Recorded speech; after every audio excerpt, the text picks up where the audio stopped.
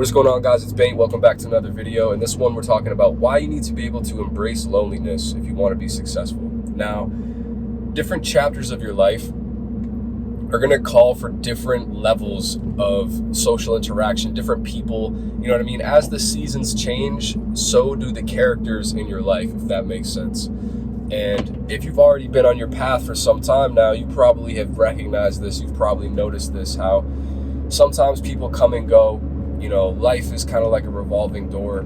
You know, people are either a lesson or a blessing. And if you're truthfully on your purpose, you will notice that people come into and out of your life at certain key times to either teach you something, to bless you with something. And the ones that stick around are extremely valuable. And we'll talk about that in a bit. But sometimes, generally speaking, you're going to find yourself in seasons where you're uncomfortable and where you might be alone. And that loneliness is something that is ultimately there to help you. And I don't know about other people, but I can speak for myself that in the times where I've been the most alone in my life have been the times where I've developed and grown the most, and I've realized some very key things that have sort of shaped who I am and where my life has headed after that. Now, it's hard because obviously, like, as people, and some of you guys might be introverts and don't feel this way at all, but for me at least, like, I'm a pretty extroverted person. I love being social. I like being around other people. I'm inspired by and I'm motivated by being around others, and kind of am able to like feed off of the energy of being in a productive group of guys or girls or whatever. I like being social. I like having people around, you know what I mean? It makes me feel good. But there are going to be periods of time in your life where being alone is going to be the best thing for you. Now, how can you embrace that? Some things that you should know. First of all, times of loneliness, times of isolation, times of being alone is where you have the chance to sit with your thoughts and really process them with no other filters, with no other colors, with no other influence from outside people. Now, this is something that for me has been very, very impactful. I'm the type of person where I might have something going on in my life and I need to like unpack it, and it takes time, and it takes, you know, me really sitting with that thought for a period of time to unpack it fully, to digest it, to really analyze it from all angles and make a decision or come to a realization about that thing. Now, when you're around other people, it can be very, very hard to process and filter and understand and digest your own emotions, thoughts, feelings, and stuff like that, because you're constantly like factoring in what other people might think or what other people might feel, even if you're doing it subconsciously. To some degree, being surrounded by people makes it a little more difficult for you to fully process certain things. And again, that also has a effect on your development and your growth as well. When you're around other people, and I'm sure you guys have heard this saying before, you are the sum, you are the mean, the average of the 5 people you spend the most time around, right? Now, depending on who those 5 people are, that might be your greatest asset, or that might be something that's hurting you.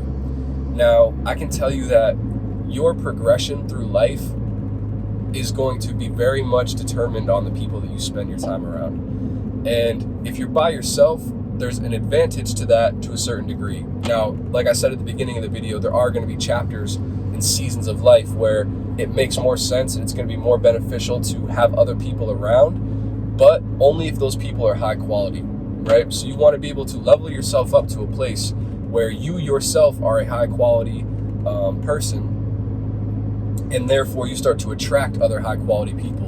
And that's where you guys can start to learn, to grow, to develop, and build things together. But in order to get to that place, a lot of times there's like a trimming of the fat, you could say, where when it comes to your friends, your social group, the people that you hang around with and associate with, chances are not all of them are on the same level of commitment to self-improvement, to trying to get to where they want to go in life that you are.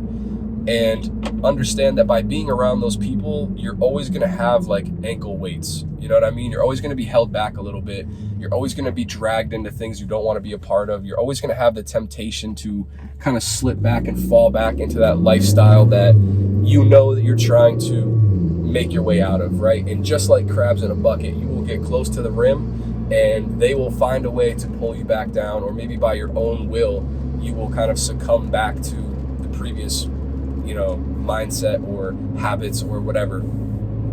So embracing loneliness is important because you need to go through that period of time where you just focus on yourself, leveling up your assets, your finances, your skills, all of that. And sometimes you just need to fucking retreat for a little bit.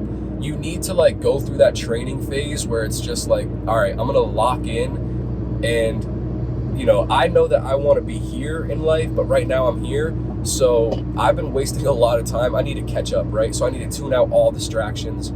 I need to, go completely all in on the things that I need to do to level up. And it's very hard to do that with distractions, with other people around. And once you get into the groove, once you kind of establish, okay, I need this and I want this and I need to get here by this period of time. These are my goals. This is what I want. Once you set that, you're going to feel disappointed in yourself if you're not chasing that fully.